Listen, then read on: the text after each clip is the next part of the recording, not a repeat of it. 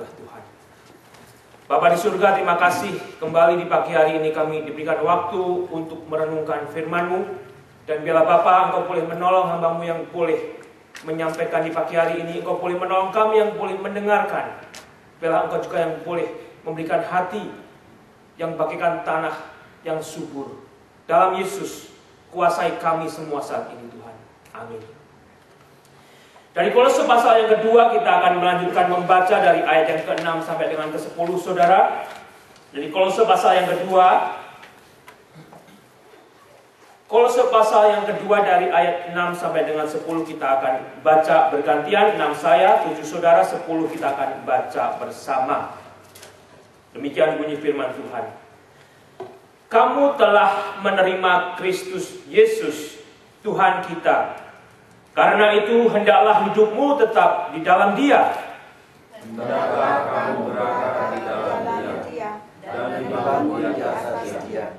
Hendaklah kamu bertahan teguh dalam iman yang telah diajarkan kepadamu, dan hendaklah hatimu melimpah dengan syukur. Hati-hatilah supaya jangan ada yang menawan kamu dengan filsafatnya yang kosong dan palsu menurut ajaran turun-temurun dan roh-roh dunia, tetapi tidak menurut Kristus. Sebab dalam Dialah berjalan secara jasmaninya seluruh kepenuhan kealaman. Bersama, dan kamu telah dipenuhi di dalam Dia.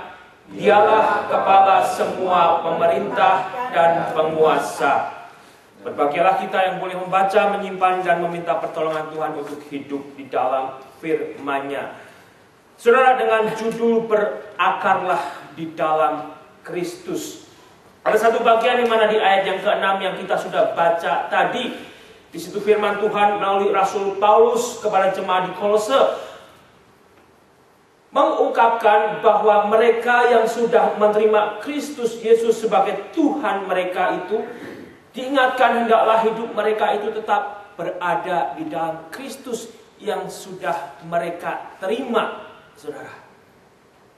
Langsung saya melihat diri saya sendiri ketika saya sudah menerima Yesus. Mungkin juga saat ini saudara yang ada di sini sudah menerima Yesus sebagai Tuhan dan Juru Selamat saudara. Cocokkah apa yang menjadi firman Tuhan kepada jemaat di Kolose saat itu juga cocok bagi saya dan bagi saudara saat ini? Untuk saya dan saudara diingatkan. Untuk saya dan saudara juga kembali disegarkan. Untuk kita yang sudah menerima Yesus, tetap tinggal di dalam Yesus. Cocok tidak saudara? Seolah-olah hidup saudara senantiasa di dalam Yesus saat ini. Mungkin kalau saudara mau mengakui, ada saat ini juga pemberontakan di dalam diri saudara itu. Untuk malas ke gereja lagi, untuk malas bersekutu lagi, untuk malas berdoa bahkan, tidak mau membuka Alkitab, saudara. Sehingga dari sini saya sebetulnya dikembalikan. Jikalau saya dan saudara saat ini sudah menerima Kristus Yesus sebagai Tuhan kita, kembali saudara berbicara dari kata Tuhan itu adalah seseorang yang seharusnya saya dan saudara harus ikuti. Seseorang yang sudah memiliki diri saya dan diri saudara yang kita panggil Tuhan.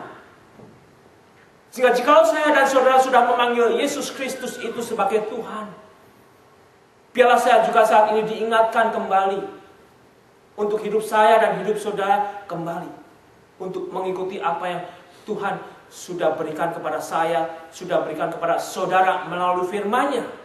Keselamatan dan janji-janji hidup melalui firman Tuhan yang sudah saudara miliki. Bahkan sudah saat ini saudara download di komputer saudara, di seluler saudara. Itu sudah diberikan begitu mudahnya saat ini, di mana saya dan saudara boleh tinggal di Amerika itu. Sehingga dari sini kembali saudara, jika saya boleh mengingat apa yang sudah saya miliki di dalam Yesus Kristus sebagai Tuhan. Dan mungkin itu juga boleh mengingatkan saudara yang sudah saudara miliki. Jikalau kita kembali dari ayat pertama dari Kolose pasal pertama ayat yang ke-13, Di situ sebetulnya saya dan saudara sudah diingatkan, Ia telah melepaskan kita dari kuasa kegelapan dan memindahkan kita ke dalam kerajaan anaknya yang kekasih. Yesus sudah menyelamatkan saya dan saudara, memindahkan dari satu kehidupan kegelapan yang menuju kepada kebinasaan, kepada kuasa kasih-Nya yang memberikan satu harapan kehidupan bersama Yesus di surga. Jikalau saya dan saudara kembali sudah diangkat dari kegelapan itu, mungkin jikalau hidup saudara saat ini secara pribadi, saudara tidak tahu hidup saya, secara pribadi saya tidak tahu hidup saudara, tetapi multitester itu Alkitab.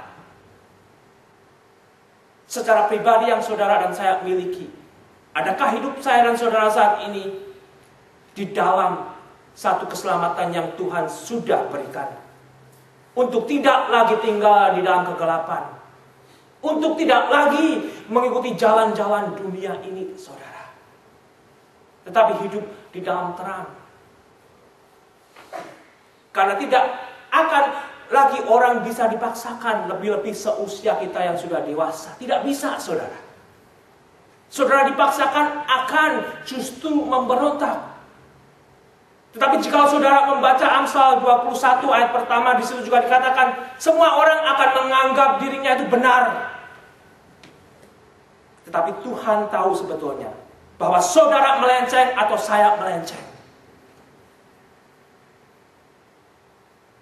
Sehingga dari sini kembali, saudara, jika saya dan saudara melenceng saat ini, ada satu kesempatan untuk saya dan saudara tidak dibawa lebih jauh lagi hidup di dalam kegelapan. Sehingga akhirnya saudara sudah tidak memiliki apa yang disebut kebenaran. Dan akhirnya saudara menyatakan diri kebenaran itu adalah tergantung masing-masing saudara. Kebenaran itu ada di dalam Yesus, saudara. Aku adalah kebenaran. Itu di dalam Yesus. Kembali multitesternya itu bukan saya, bukan pendeta, tetapi firman Tuhan yang saudara harus baca dan perhatikan baik-baik. Jikalau saudara tidak menerima perkataan saya, ini hanya perkataan manusia. Tetapi jikalau saudara membaca firman Tuhan dan saudara diingatkan melalui firman Tuhan, betapa bebalnya saya dan saudara berani menentang anugerah Tuhan yang sudah begitu kita terima, yang sudah begitu kita yakini, tetapi saat ini mungkin saudara dan saya mau tinggalkan atau bahkan sudah tinggalkan. Sehingga jika Yesus yang sudah kita terima sebagai Tuhan dan Juru Selamat kita itu, biarlah kita tetap di dalamnya, saudara. Biar kita tetap di dalamnya, apalagi di Amerika ini.